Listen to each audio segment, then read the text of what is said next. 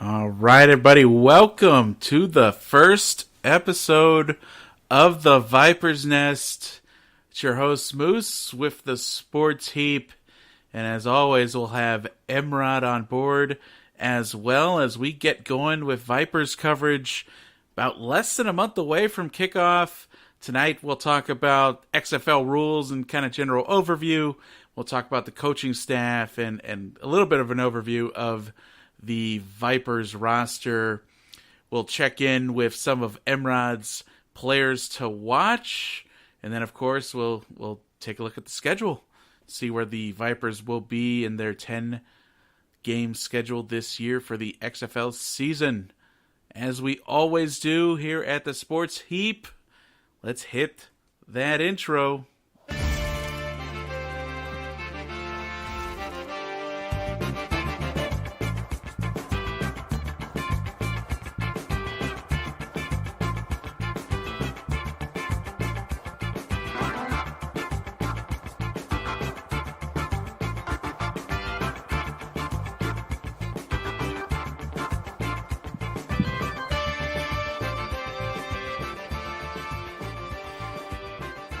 Right, everybody, hope you're having a great evening. It's your host, Moose.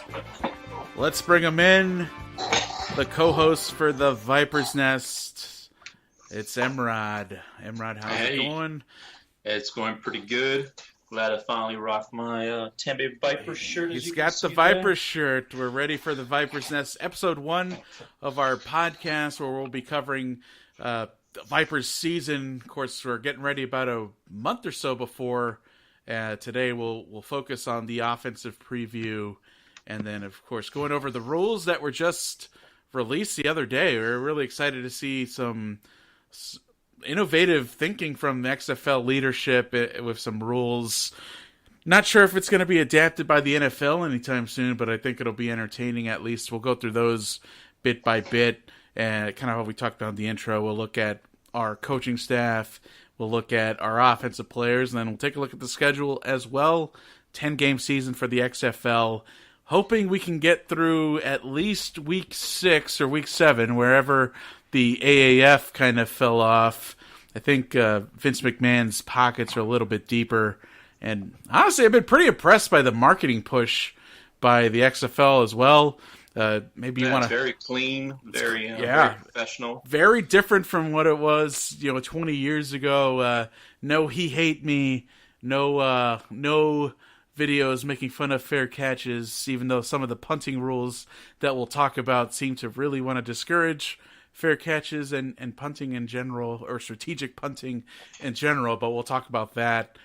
Mrod, you're now you're a season ticket holder and founder. Talk about that experience and what you're looking forward to as a season ticket holder.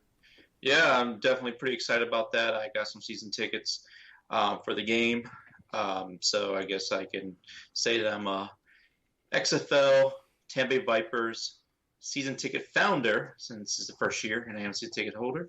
So pretty excited about that. I mean, there's some benefits such as like season ticket holders / unofficial founders get things such as like field pass for like a game, some extra events and stuff. So I'm really looking forward to that.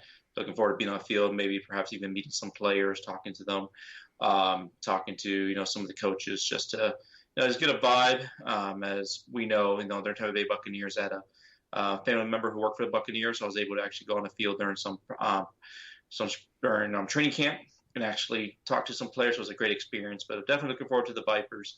A whole new league. I hope that it definitely, I paid for 5 games, home games. Hopefully I get to go to all 5, unlike the AAF, who some people got to go to 2 or 3. And I don't know if they offered any refunds or not. I highly doubt they did. But anyways, but yeah, pretty excited about the Vipers. I like the uniforms, like the way they look. I like some things on the team here that I like. Some players I'm pretty excited about. Look forward to discussing that. But yeah, it's just football season normally ends after Super Bowl, and we sit here and we wait all the way until like the draft or anything just to really get anything going. I mean, none of us don't really have time to watch the combine or things like that. So the next time football picks up and it gets exciting is a little bit during free agency, but mainly when it gets down to the draft area. And after the draft, you got your mini training camps and finally get into spring training. And for those who enjoy it, one of my shows that I love watching is Hard Knocks. So I look forward to that. But, now there's no in between waiting. The season goes all the way up to May or close to May. Yeah, it's probably getting up there a little bit past the draft, which is a nice bridge, because I think we start getting back into football. The draft kind of gets us excited, or I guess if you have a bad draft, not as excited, and then get a nice little summer off season where, you may, if you're a baseball fan, you're kind of falling back into love with baseball a little bit, even though it's a long summer. But as soon as that last week of July, when training camp comes in, you're so excited or at least for the Buccaneer season.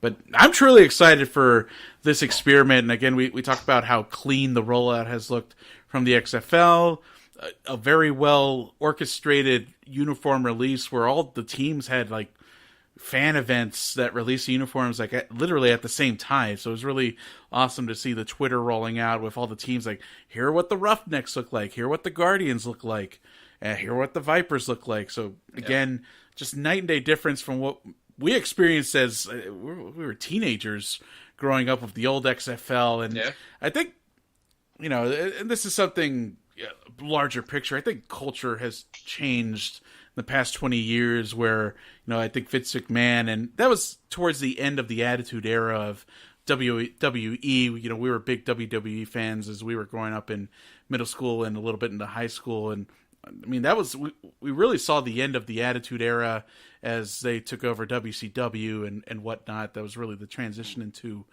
where we're at now in WWE. And I think the XFL was a little bit of trying to capitalize on the Attitude Era and in your face, and we're gonna really some like hyper machismo, I guess is the way to describe what it used to be. But I'm really been impressed now with it's really toned down. It's legitimately trying to be a spring football league, which I think is great. No, it's definitely there's definitely a market for it. A lot of football fans who are just sitting around. And waiting for football to start again, as you and myself are. And it's not even fans too. But there's plenty of football players that love the game, and maybe they don't have the talent to be in the NFL 32, and people love the game, and these players are likely going to have a day job during the off season, whether they went pro in something other than sports, as the NCAA likes to say. But these are players that love the game, and when you love a game, you deserve to play that game, especially if it's something where you were successful in college. So I'm happy that we can get some fans in front of players like Aaron Murray and Quinton Flowers, who, were homegrown talents here in Tampa. Aaron Murray having a successful career at Plant High School under Coach Weiner and moving on to Georgia. And then Quinton Flowers, of course, having a great career with the USF Bulls. Yeah, and if they're playing in this, there's two reasons they're playing in it. It's because A, they just love football, and they know they're not good enough to play in the NFL, or B, they feel they are good enough to play in the NFL, and this is a great way to be highlighted. And they're definitely not playing for the money here, because this is not a $1 million league. So, I mean, you have people, most of the people that are playing are passionate about the sport. That's why they're here. So that's another thing that makes it kind of exciting. Kind of like, I would say, I mean, obviously we haven't seen a game yet or anything like that, but I would say this is kind of like that in between college and football, because a lot of people love college football because they know people are playing with their hearts out every single play. Some people love the NFL for what it is. Some people don't like the NFL because they feel like the players are, not playing their hardest on every time. Mm-hmm. So this is kind of like that in between where you do have them being paid, but at the same time, they're not getting paid like enough like they would be in the NFL. But B, they're here playing because they will love the game and they're going to play their hearts out every single time. So I'm pretty excited about that. And I think it's a step up too from the game. I think the arena leagues face some troubles, and this is like the third iteration of whatever's left of the arena league. I think there's 4 teams left. Our beloved, the whole thing's folded. I think they shut down. Yeah, I think so. I think they came back, and that's why I'm saying third iteration. I think there's like 4 teams right now that play, and we'll look into that, but at least you have players that are able to play on a full football field. And, I think your Kurt Warners are very rare, if you will. So I think this is a good place to showcase players' skills. So before we get into the show, Nope. might be It ceased operations in 2019. it's got yeah. So it came back, and I guess now for sure it is 6 feet under. Rest in peace, Arena Football League. And another reason I think we're really more excited in this than we were before with all the other leagues is when the XFL first came out, the closest team was the Orlando Rage, so it wasn't really here in Tampa Bay. And then we had the Tampa Bay Storm, which was a pretty successful team. I remember going to the Arena Football Championship League as a child, and they won. It was actually a lot of fun going to those games, very intense, very quick. And then the AAF came, and closest team again was the Orlando Rage. And for those that the Apollos, the Orlando Apollos. Yeah, the Orlando Apollos, right? Sorry. For those of us, who don't follow us on other shows, just so you know, I'm Mike. I'm actually here in the Tampa Bay area, and Moose, who's actually from the Tampa Bay area, born and raised, actually lives in Austin, Texas, but he's still very passionate about his Tampa Bay sports team. So Vipers being part of the Tampa Bay area and being part of Tampa Bay and representing Tampa Bay actually makes it where we're actually more excited than we would have been if there was no team in Tampa Bay. So right, a little more exciting for us. And just like the AAF coming on board last year, we were like, oh, all right, we'll give this a shot. And when we first started our initial podcast, 1.0 a year ago or so, we talked about the AAF a little bit, but yeah, we weren't really excited because we didn't have any ties. I mean, San Antonio had a team, and I never made it down to San Antonio to see the Commanders, and you didn't get a chance to go see the Apollos because it's a little bit of a drive. But I really like the idea of putting teams in markets that have NFL teams because it keeps that interest going, and it's a proven fan base, right? You're not going to San Antonio, which it was a novelty for most of these markets, and I think that's part of the reason it wasn't successful. It was like, oh, cool, we have a team. Oh, it's not the NFL, and well, we got better things to do in Orlando, like go to Disney or go see OC or Orlando City or whatnot. And I think pretty much every city that has an NFL team has an XFL team has an NFL team as well. The only one that does not want to say is maybe St. Louis. The Battlehawks there. Yeah. They had one about a couple years ago, but they don't have one now. So I'd say that's the only team that doesn't have an active NFL team in there that I can think off the top of my head. Yeah, great point. Yeah, I forgot about that. Kind of exploring the St. Louis market again. Before we get going into our topics for the day, I know Mike or Mrod introduced us a little bit. Want to talk to you, especially if you're a first-time listener to the Sports Heap network of shows, just to let you know what we have and where you can find us. We're always live on YouTube. We either do a pre-recorded show, so you can find us on our channel at the Sports Heap on YouTube. We go live every once in a while. We'll do a live show, so you can find us there if you like watching us live and interact with us on via comments.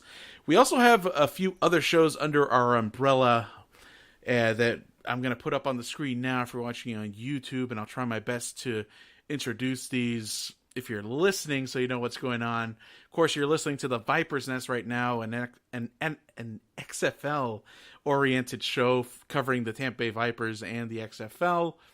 One of our big anchor shows is the Bucking Hangover, which is a Buccaneers reaction show. Again, we have our episodes archived on YouTube if you want to watch our pre-recorded shows, and we have those available as well on podcasting platforms like Apple, Google, and Spotify. We have the $10 Sports Show, which is our amateur sports gambling advice. Just recorded an episode for NFL Divisional Weekend, so if you're into amateur sports betting, give us you can check that out. You can always follow us on Twitter as well. You'll see our Twitter handles below. What's a twiddle? I don't know what a twiddle is. The Twitter handles below us. That's at Moose_TSH and at Mrod_TSH. We have the Thunderdome Puckcast, which is a Tampa Bay Lightning focused show. It's my solo project. I'm usually uploading episodes every Saturday or Sunday now that I took a few weeks off of that one. But we're back. The Bolts are back. A big 4-0 shutout victory against the Coyotes today. 9 wins in a row. And then, of course, we have our live show, Balls, Brews, and Bros, that we do on YouTube. We usually do that about once a month. We'll talk about sports topics and non-sports topic as well. We'll probably have an episode of that coming up later in January. And we must be drinking during that show, too. That's right. We have our Balls, Brews, and Bros official mugs that we must drink out of, and we'll talk about everything. We'll get some basketball going, some hockey going, and probably some off-topic stuff. I got a wedding to plan. I'd love to go on a rant on how ridiculous weddings are in 2020, and then also we always love talking about movies and what we've seen and our favorite guilty pleasure shows. This Is Us is coming back next week, by the way, if you're a listener of that. Then also on the screen, you'll see kind of our personas. The Sports Heap, again, is our network of shows. We're always expanding. We've got 5 shows now. We're in the works of getting another show with a couple friends going as well. And we got the logo for the Sports Moose, which is me. You'll see that on Twitter. We're working on Mrod's custom logo. I know we got to get the fedora going for Mrod. We have to have a fedora type logo, and we'll get that uploaded in our lovely Miami Vice color. So that's the Sports Heap in a few short minutes of explanation, but let's get back to what you're here for, Tampa Bay Vipers news. Let's get going with our first topic of the day. And again, we went over where you can find us on podcast. You'll see if you're watching the screen, of course, live shows on YouTube, Apple, Spotify, and Google Podcasts. You should be able to download those any day now. Topics and for Vipers Nest. Will does Vipers Nest be on those podcast platforms? It will be. Should be in there in the next week. So we're recording. Okay. We're recording now, January 9th. I had expected to be set by the end of the weekend. I'm gonna get all that going by the weekend. So first episode should drop on your platforms by Sunday, hopefully, or Monday. You can always watch us live on YouTube if you want to get the scoop beforehand. That should be uploaded by tomorrow morning. Topics are up on the board. We're going to go over the XFL overview and the rules, which are really interesting. We're going to look at our coaching roster as well as kind of a 10,000-foot view of our roster. Really going to focus on the offense today and a few players to watch. Going to look at that 2020 schedule. And Mrod, who, again, is our founder and season ticket holder, really going to drill down. Yeah, he's really excited. Going to drill down on the players that he's most excited to watch. Again, Mrod's really our expert on the Vipers right now as I get up to speed. So I'm going to let him shine on these first few episodes, especially since I'm not in Tampa and I can't share in the excitement. But I know Mrod's been doing some great analysis and is excited for a few of our key position players. So as we look at the overview, I'll probably jump over to our second screen. Most of you, if you're listening to the podcast, you probably are excited for the XFL and know what's going on. Wanted to look at our teams, right? See the week 1 matchups coming up after that weekend, after the Super Bowl. Really excited for the markets that they picked. Really diverse, I think, team areas that love football. Though LA's an interesting choice. I think that was mostly done for TV marketing reasons. The Rams are getting some love. You know, the Chargers are a different story. Seattle's, I think, always a solid market. They'll be playing the DC Defenders. LA, the Wildcats, and the Roughnecks from Houston. Tampa's going up to New York to play the Guardians. And then, of course, the only market without an NFL team, the St. Louis Battlehawks, going against the Dallas Renegades. I love the Renegades logo there. So those are your teams for season 1, at least, of the XFL. Hopefully there'll be some expansion going on. What about that the Roughneck logo? They try to kind of use the Oilers type of thing there. Yeah, I love the Roughnecks logo, actually. Their uniforms are okay. Logo's great. Kind of going for that Houston Oilers vibe, but kind of using the Texans colors, which I thought was interesting. It seemed like most of these teams went away from what the colors were in their current NFL cities or their current NFL teams. Roughnecks were not shy about kind of going after that red, white, and blue Hey, of man, the Texans. the Vipers went after the Rowdies colors. Yeah, come on, you Rowdies. The Vipers going with the Rowdies colors.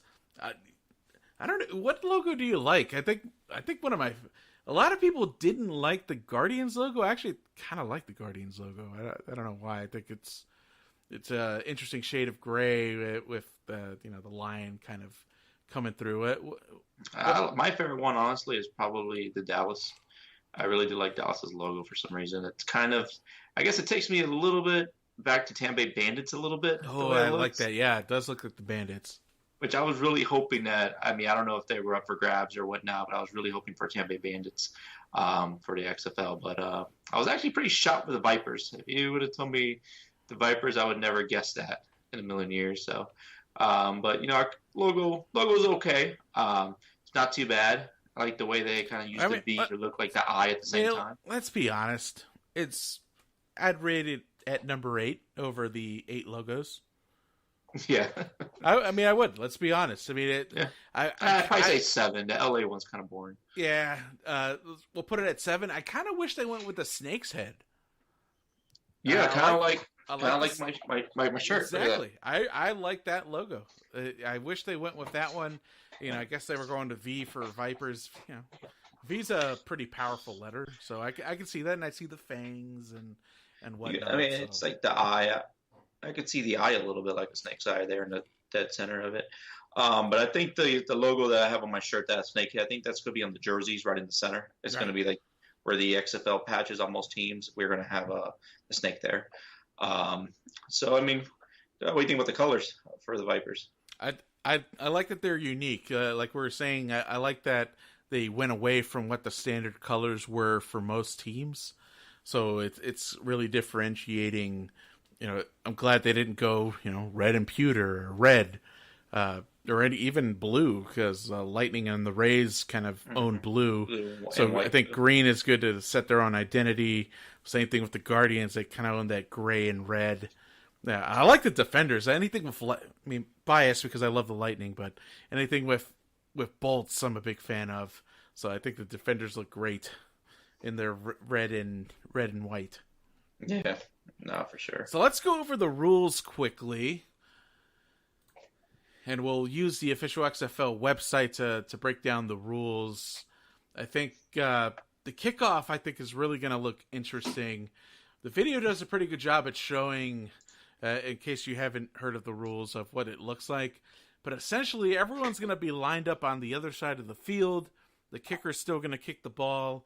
And then they can't really attack each other until the person either A, catches the ball, or B, it's been 3 seconds. So you're looking at a 5-yard range of engagement, which is good, so you don't have a 260-pound man sprinting 40 yards and running into someone who's basically at 0 speed, because if you've seen return coverage, they're usually running back to make sure that the ball is not going to be kicked to the 20-yard line. Then they're turning around and then engaging. NFL's done a great job to make it as safe as possible, eliminating. I guess Mrod was looking at the video. NFL's done a great job at trying to eliminate the 2 or 3 man walls that used to form. So I think this is definitely a safer way to handle that. And no running start either. Yeah, like you were saying, which I think it's huge because, like you were saying, like someone coming full speed, a collision. So yeah, I wonder if that actually the way it's set up, if that's going to make it harder to return a kick, or are we going to have more kick returns? Because it does give, because you can't really move until the guy catches the ball. So, if you're a good blocker, you're going to have more of an opportunity. Because if you think about it, I'm just thinking about like as a quarterback, you really can't blitz quarterback until the ball's been snapped. So it's kind of like, hey, you can't really go after the receiver until the ball's been caught. So, does it give more of strategy? Kind of more like I guess it's more of a play instead of just catching it and running it. You know what I'm saying? And I think what speaks to that is they now have what they've determined a major touchback and a minor touchback. So major touchback, if the ball is kicked into the end zone and downed end zone, it's a major touchback and you get the ball at the 35 versus a minor touchback. Ball bounces inbounds and then out of the end zone or is downed in the end zone. Ball's placed on the return side 15-yard line. So that's really, I guess they're trying to minimize returns and just have the offense start at the 35 most times. I mean, most kickers nowadays with the kickoffs happening from the 35 are able to get it into the end zone, if not through the end zone. Yeah. So it seems like, again, kind of like the NFL has been slowly conditioning us to just be frustrated with kickoffs because returns are almost never happening. I mean, realistically, you and I watch a lot of football, especially yourself using Red Zone. You get to watch most of the game. Not saying that. I mean, obviously, a very dangerous sport, but I mean, how often do you see players get injured on kickoffs anymore?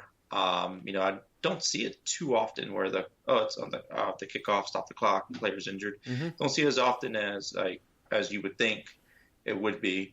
But I think this is definitely a way to make it a little bit safer, and I wouldn't be surprised if the NFL adopted it, considering that they adopted a few things from the original XFL. Right. So I'm curious to see how many things the NFL adopt from this era of the XFL a few years later. I think here is interesting. You can still do onside kicks. I really would have liked to see the AAF rule. I like the 4th and 15, but they're going to allow traditional onside kicks, but no surprise onside kicks. So Sean Payton may not be happy here, or the Atlanta Falcons this year for that matter. I like the point after touchdown. You get eliminating extra point kicks, which I'm okay with. Get to go for 1, 2, or 3, kind of like flag football. 1 starts at the 2-yard line like usual. Well, I guess your usual 2-point conversion. 2 points starts at the 5, or a 3-point conversion from the 10-yard line. So kind of interesting. Some of the feedback and some of the thoughts I had that I hope this doesn't turn into Madden where teams are spamming slants and it's an easy 2 points every time. So yeah, that's true. Another question here for you. So team scores a touchdown, you can go for 1, 2, or 3, obviously. And I know we discussed earlier before the show about the continuous clock. Does the continuous clock still run after a touchdown? I'd expect not. I think these are untimed downs. So I think point after touchdown are untimed downs. So I would expect the clock to run to stop after a touchdown. Okay. But I think if it's normal plays of scrimmage, it should be running. I might be wrong there. That's actually a great question. As a founder, you should contact your season ticket rep and get clarification on that for us. I should. Well, I like this though, that if the defense causes a turnover, you get the same number of points as the team of what we're going for. So if you get a Jameis Winston pick 6 on a 3-point conversion, you're the team that actually gets the 3 points. I kind of like that. Let's see, punts is really, and I made a comment to you, is kind of makes me a little sad because it seems like they were discouraging the coffin corner type of punting and the strategy that comes with punting. I like that you can't leave the line until the kick, the ball passes the line of scrimmage. I like that. Then again, the same thing with the gunners. They have to stay at the line until the punt leaves. However, the defenders of the gunner cannot cross the line. That's fine. So again, if it goes out of bounds, it's a major touchback. Anywhere inside the 35, yeah, that's the rule I was telling you about. That basically, if you do a coffin corner anywhere inside the 35, the ball comes out to the 35 anyway. And then fair catches are permitted. They are permitted. Well, if the ball comes out of bounds prior to 35, it'll come to where it's before the 35 it'll go to where it went out of bounds. So 35 is like the minimum start line. Right. So, I mean, I think the rationale here is it's supposed to incentivize the team to go for it on 4th down. I think some of the feedback was, the NFL has too many punts and it's just back and forth, which, I think if you're a hardcore NFL fan, you appreciate the small nuances of the game, and punting is just part of the game. But as culture kind of shifts and everyone loves offense, and I think could definitely argue that the XFL is a very offense-friendly league. Mm-hmm. They're trying to minimize punting by making the penalty for going for it on fourth down minimal, because, if you're punting on fourth down, the other team's going to start on the 35 anyway. So, if you're well within range, what's another 10 or 15 yards? Yeah, definitely. Because right now in the NFL, it'd be fourth and half, and they're punting pretty much on every fourth down. So this definitely doesn't make it a little more exciting. But like you said, hopefully it doesn't turn into Madden. So here's the rule that we were really interested in, this double forward pass. And I know you're going to preview a few of our skill players that we have on offense that really could take advantage of this. We've got I think the Vipers did a good job in their skill player portion of the draft. I'm very curious about this. I think when we first heard this, like, oh my gosh, can you do a double pass from anywhere?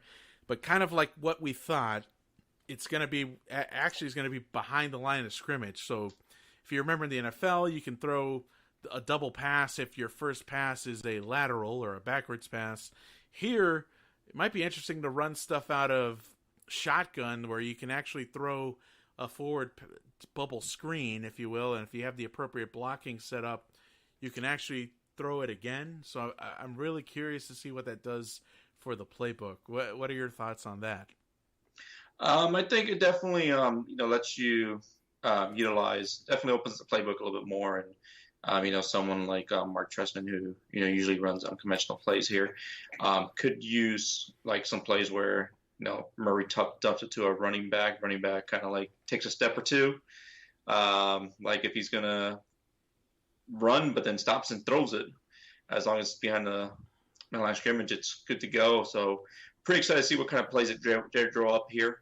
Not to get too far into it right now, but Quinton Flowers, a running back / quarterback who can who could be a very dangerous weapon, double forward pass or something like this. So definitely pretty excited about him, and we'll definitely get more into that here shortly as we go after we get over the rules. And I wonder if we can get even creative on screen passes, because if you're able to complete it behind the line of scrimmage, you got a 2 or 3 offensive linemen in front of you. And if the screen's not going to pan out or there's pressure there, maybe that's an opportunity to even throw the ball forward again, as long as you're catching the ball behind the line of scrimmage. So, yeah, like you said, I'm excited to see what Trestman and our offensive coordinator have get to draw up with the double pass rule.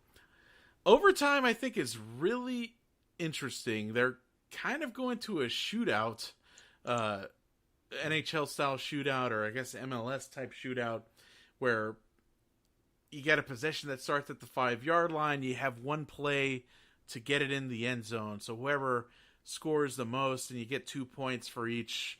Essentially, it's like 2-point conversions. If you remember, just a few seconds ago, we were talking about the conversions. So best of 5 on the 2-point conversion plays is the winner. And I think they're not going to play him out. So kind of like the soccer shootout, if there's no way that you can make up the score, then they'll end the overtime period. No scoring for the defense if there's a pick six. Ooh, it looks like I really like that if there's a defensive penalty, it actually moves up to the 1-yard line. So it's not even half the distance to the goal. You're moving from the 5 to the 1. And then I like the pre-snap penalty. Yeah, post-snap penalty. Yeah, no score. I like that. So, big fan of the overtime. I don't know. I still do like the college-style overtime. Let them start from the 25 and see if they can drive it in, kick a field goal. Then after that, third overtime. I kind of like this little shootout type of like hockey / soccer type of vibe. Your team gets 5 opportunities. I don't know. I think it's gonna be interesting. It's gonna be fun to watch. Because if you failed on one play, and you still got 4 other chances, so I think it'll be pretty cool. I think this is one that I was talking about that kind of crazy to me, a 25-second play clock. Well, the play clock and I think some of the changes coming to the XFL trying to make games shorter, and I wanted to I mean, NFL games take so long. A lot of that is commercials, but I mean, you and I went to a Notre Dame game together, and we had the timekeeper, man. You remember the money maker, like the official with the orange mitts, who was the TV timeout guy. And I mean, I think that Notre Dame USF game was a crazy experience, regardless. But even if without the weather, I mean, I've been to Notre Dame games; those are 4-hour games. Like, it's crazy. So I'm really excited for this. Trying to shoot for under 3 hours. Kind of taking a soccer type approach with a mostly running clock. I'm going to let you talk about the 25-second play clock, because I think you had a really interesting perspective when we were prepping for the show. No, I was saying we got a 25 seconds play clock here. Right now in the NFL, it's about 40. If those of us who watch the NFL and are pretty pretty big fans of it. You watch the games and usually see by the time the players call the snap, there's normally like 3 or less seconds on it. Most of them are like calling it as like the 1 second going to 0, barely getting it out. So this 15 seconds, I think, is going to be huge. You almost got to go to the line, kind of like knowing what your next like 4 plays are going to be. Going into there. So, I mean, but there is also like some communication in the helmet. So offensive players, was it all of them? Or I think they all get that. I think they specify that as we get to the end of the rules. But yeah, I think all offensive players have speakers and only one defensive player. So again, just speaking to how this is an offense-centric league. Yeah, so I mean, I guess that would help being able to communicate things. So I guess they won't have to huddle up as much. And I mean, with the 25 seconds, there might be like a lot of no huddle plays too. Think of it now. Yeah, that's a great point. That if everyone's on the same page and they know the play, there's no reason to huddle. You're getting it from the coach. Yeah, no doubt. So let's move on. What they're calling the comeback period, running clock outside of 2 minutes in each half. Pretty self-explanatory. 5 seconds to run off the play clock. So basically running clock, except for outside the 2-minute warning in each half. So that should help speed up games a little bit. We talked about the running play clock. Timeouts, instead of the standard 3, you only get 2 per half. And then replay, I think, is what's really going to be interesting. No challenges. Everything that comes up from the field, from the booth, kind of like college to a degree. Most of the challenges, if not all now, in college actually come from the view, from above for additional viewing.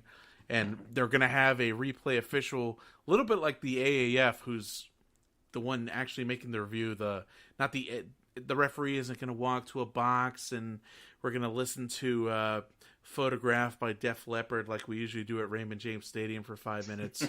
It's going to be quick and succinct, and we're going to have a decision. Let me take a quick read at the rule here. Again, involving possession, so if there's a potential turnover, if the ball touches the ground, or if a player elbow or knee touches the ground, goal line plays, boundary plays, line of scrimmage, if it's third or fourth out, you're trying to get that first down, penalty enforcement. I wonder if that includes pass interference, and if they're going to do a better job at enforcing that, or actually calling pass interference on those, spot a foul, etc., etc. So no coach's challenge. Like the 1 foot in bounds, self-explanatory, just like college. I like this dedicated ball spotting official, and this makes sense.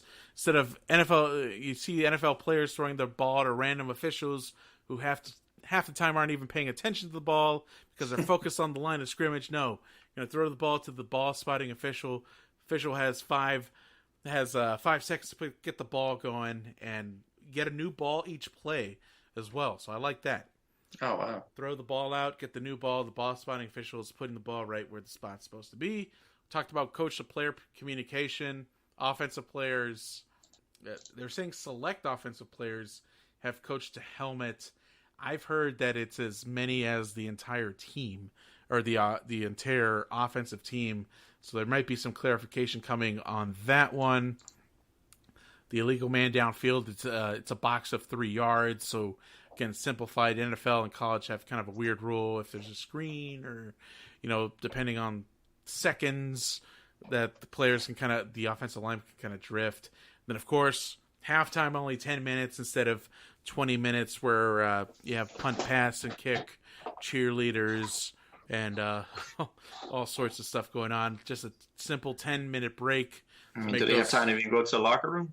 I don't know. To get 53 guys to the locker room usually takes 10 minutes, I would think, unless they're all sprinting there and back. Maybe they'll have a nice huddle on the sideline. Not sure. Weather's nice in March. Weather's nice in March, so it shouldn't be 120 degrees on the field like it usually is in Tampa in August. Yeah, is there a 53-man roster on this?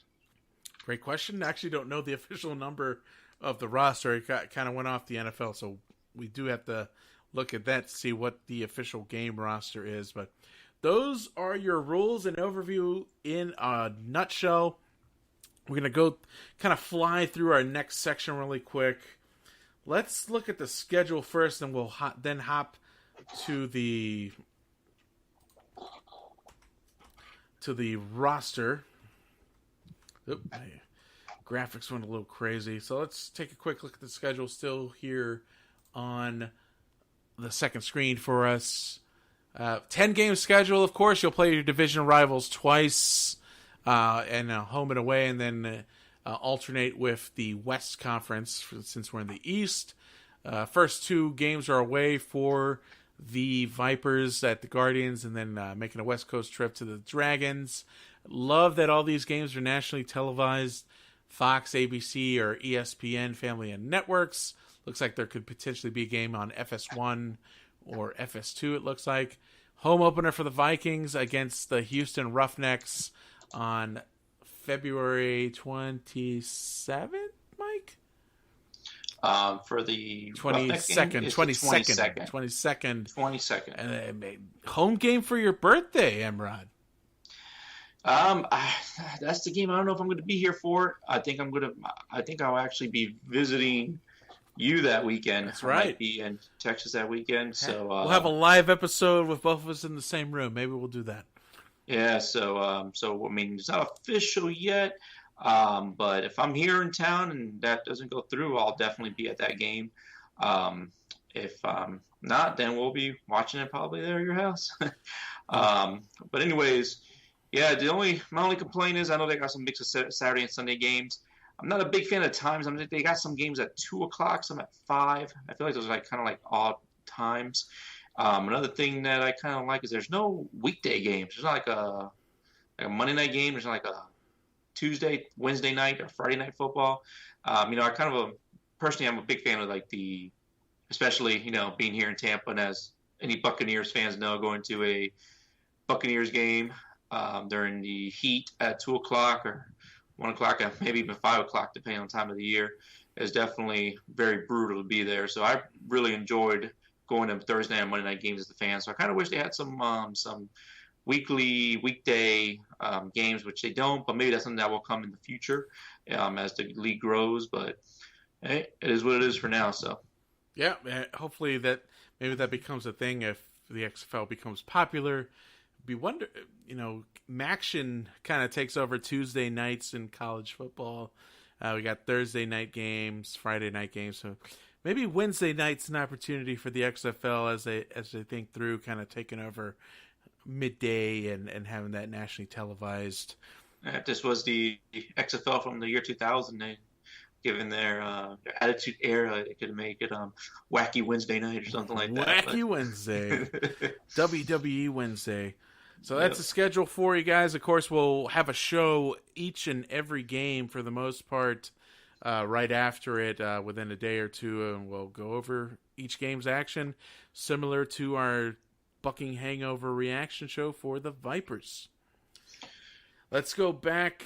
Let's hop. Mrod, let's wrap up tonight looking at our players to watch. And again, we're going to focus on the offense tonight. And just quickly, we wanted to take a look at our coaching staff, and maybe you want to run through here. Excited for Mark Trestman.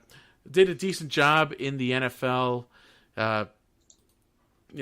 maybe had a bad shake with the Bears and some bad luck, but Coached definitely a couple of years also in the XFL. Was it the Alouettes or something like or in that? the CFL. Yeah, he was the CFL coach up CFL. in So I mean, Montreal. I think you're right. And then a few of his coaching staff has some CFL action as and he's well. also a GM as well. So he's also the team's GM, Right. as well as head coach. So he's playing both roles here. That's correct. Yeah, so you'll see our supporting cast of coaches here below. But again, Mark Trestman, a big name, and XFL was able to get a few big names to be coach or have significant roles. Yep, Bob Stoops of Oklahoma fame, able to. Which team is he coaching? Is he in? Bob Stoops is Dallas. Dallas, that's right. Yeah, and then another notable name for people from the Florida area, Jim Zorn. He's that's Jim Zorn. Yes, he's in Seattle. So, Mrod, let's turn it over to you. Lead us through your players to watch. You did some great work on some of this research, and really excited for what you have to share with us. So I'm gonna turn it over to you. Players to watch. We do have, as we all know, our quarterback, which is Aaron Murray here. Aaron Murray, he's a local quarterback here from Plant High School, which is a school here in Tampa. Had a very successful career there. Went over to University of Georgia, and he actually set some records at the University of Georgia for passing yards with 13,166, and with touchdowns, do a total of 121 touchdowns there. So, I mean, he had a very good career playing in the SEC. And this was around a time where SEC, I mean, they've always been a great defensive conference. So he's proven some success there. Went on to get drafted by the Kansas City Chiefs in the 5th round. Didn't really play much in the NFL. In college, he did play with some notable players. He actually did play alongside A.J. Green, who he had as a receiver for a time. Was that Todd Gurley too, right? Towards the end of his Todd career? Gurley. Yep. And he had also Isaiah Correll he played with. So he had some pretty good talent that he played with there. Everyone's favorite fantasy football running back for the Browns. Yeah. Hey, he had a good year a few years ago. But, so, I mean, never really made it out or panned out in the NFL. So he went over to the AAF, which that's where I drew some concerns because he did play on the Atlanta Legends. And for the limited amount of time that he played, I know the league folded early. I believe the original starting quarterback for that team was Matt Sims. When Aaron Murray came in, he had 3 touchdowns and 7 interceptions. So his interception and touchdown ratio isn't great. That's okay. Mrod, we've got the board right behind me. Yep.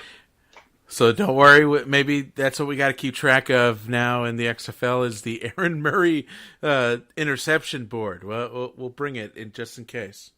And if those are not familiar with that board, that is the Jameis Winston interception board.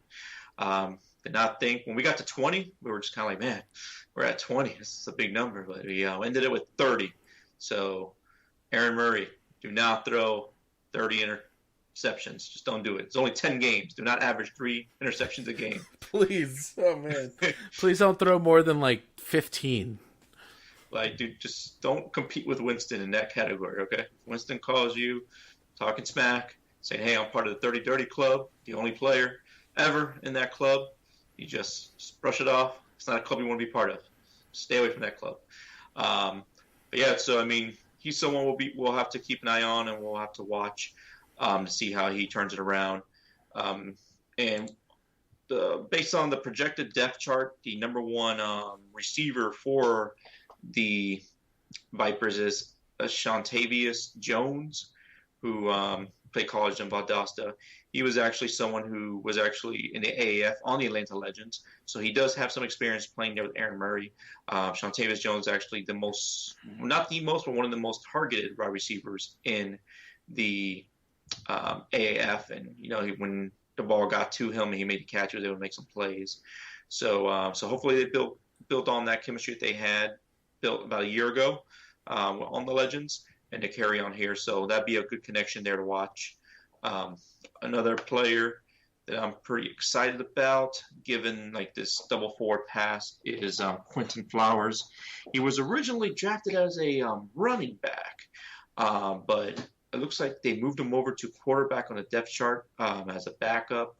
He's someone I can see come in for some wildcat, but I can see them also using him as a running back for some screen passes or some some trick plays and stuff like that.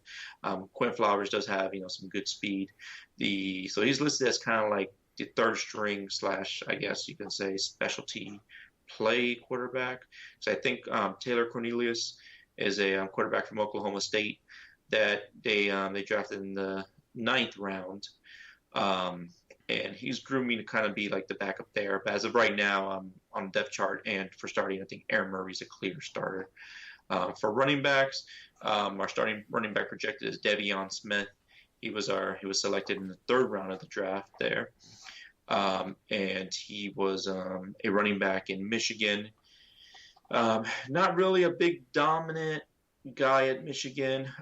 Didn't really have like a big career or anything like that. He ended up going undrafted into the NFL in 2017. He's a little bit bigger guy, runs really hard. He pounds it. Not a lot of speed. He's definitely not a speed guy there. So I think they might still use Quinton Flowers in there as a running back, because Quinn Flowers does have some good speed there. So very interesting to see how they actually use that. But Devion Smith is a pounder, and hopefully they groomed him and be able to get those short yardage plays and maybe even more than that. Maybe even more like a LeGarrette Blount possibly. So we'll see how that turns out. But Devion Smith is our projected starting running back. And another guy to watch for here, and the guy that I'm probably the most excited about, is Nick Truesdell. He was actually the first. Well, when the XFL did their draft, they did their quarterback assignments, and Aaron Murray was assigned to the Tampa Vipers. But when the draft came along, our first draft pick ever was Nick Truesdale, who we drafted with the 5th pick in the 1st round. So the more I read about him, he reminds me so much of Darren Waller. His size, he's 6'6", 230 pounds. He is going to be a target monster. I can see him being Aaron Murray's a bailout plan there. So that is the guy to watch. And, whoever followed us on our other shows, or, Moose can say that before the season started, after watching Hard Knocks and seeing, like, Darren Waller's skill set, I said, that is the guy that's not going to get drafted in fantasy, but he better be on your roster before the season starts, because after week 1, he will be scooped up, and he was, and he had a pretty solid year. But Nick Truesdale, definitely keep an eye on him. I wouldn't be surprised if he possibly even leads the whole XFL in targets, let alone the Vipers. He's got some great speed. He can run a 4.4 with that kind of size. He is a matchup nightmare. So that is the guy that I'm going to say to keep an eye on. He's had some stints in the NFL. He did a really good. He tore it up in the AAF when he played there, and then he went over to the Jets training camp this past summer. I'm not sure what really happened there, but he's been off and on some teams, trying to make some NFL teams. But yeah, that is the guy to keep your eye on. That is going to be our bright spot right there, in my opinion. So pretty excited about him. Let's just say if I was to go buy a XFL Vipers jersey right now, I think I'll probably roll with Nick Truesdale. I think that's awesome. That's the guy I would roll with right now. Yeah, I know you've been really excited for him. I think the big question that any Tampa Bay football fan has is, what does kicking look like? Our kicker is actually Andrew Franks, who actually, any Miami Dolphins fans, he played a couple years there in Miami. I think he finished with a career average field goal percentage like 78%. So not great, but at least he has some NFL experience and played for a couple years in the NFL. So hopefully that experience transfers over here, and it's closer to 90% on our team. And, being a Tampa Buccaneers fan, as Moose was saying, we've had kicker issues for a pretty long time. So yeah, kicker is one of our big, I guess you could say, when we think about offense, when we think about the sore subjects for the Buccaneers, it'd be interceptions and it'd be kicking, because those are two things we definitely struggle with. Another receiver here lining up as part of the first team. Number 2 receiver is Freddie Martino. He actually had a stint here with the Buccaneers. Started a few games with us for the past couple of years. He's moving on there as number 2 receiver. A guy who's actually a notable name at the bottom of the depth chart. There with the 13, Dante Dye. He played some there with the Buccaneers on the practice squad and actually made some, some starts not starts, but he definitely played with on the regular team, non-practice squad of the Buccaneers as well. Didn't do anything big, but at least he played some pro football. So Freddie Martino and Dante Dye are 2 guys that played, NFL receivers. So they're bringing some talent, and playing the NFL, you got to have some decent type of talent. So they were able to bring that. So that's some exciting news there. So not to get too much into the offensive line. All I know is that the Vipers, they have a lot of guards, very thin at tackle and center, which kind of concern me a lot. So they're going to have to probably cross train a lot of these guards to play offensive tackle and center, which obviously we know a offensive tackle is very important at protecting the quarterback's blind spot, as we all know, and that's usually protecting them on his left side for a right-handed quarterback like Aaron Murray, and trying to give him some time, which he's going to need some time, which, the AAF, he definitely did not have a very good offensive line, which, maybe attributed to his interceptions. And also it may have been an offensive scheme that he just was not successful in that scheme.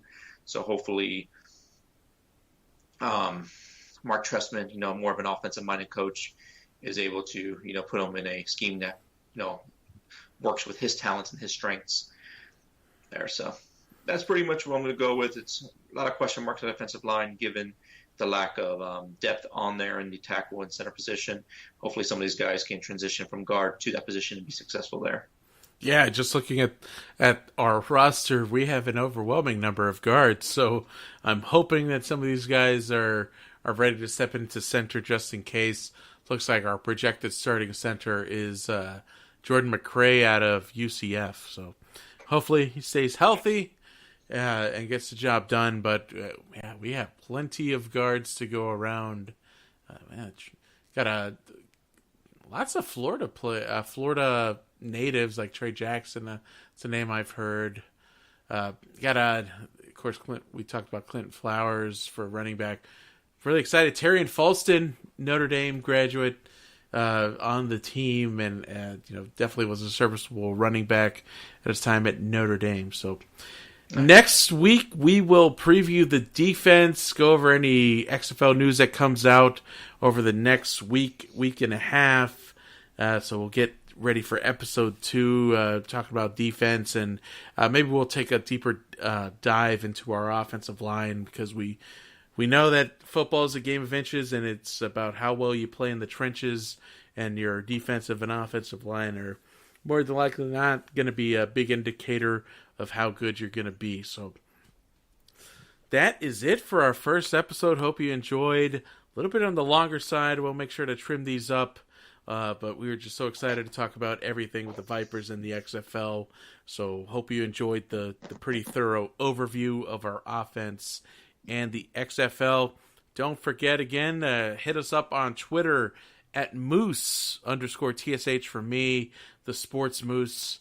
And then, of course, for Mrod at Mrod_TSH for him on Twitter. We're really good at responding back. And, of course, make sure to check out the Sports Heap on YouTube. That's our channel if you'd like to see our pre-recorded shows for any of our other shows, as well as we'll have Viper's Nest uploaded by tomorrow evening. And we'll get the podcast going so you can listen to us on the road or at night or off your Google or Alexa device, anywhere you want to listen to us for the latest Viper news. It's been your host, Moose, and Mrod. Hope you have a great week.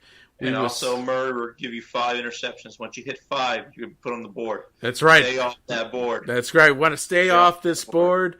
Once you get to 5, you're getting on the board, and we're keeping count. Have a great night. We'll see you for the next episode of the Viper's Nest. Take care. Good night.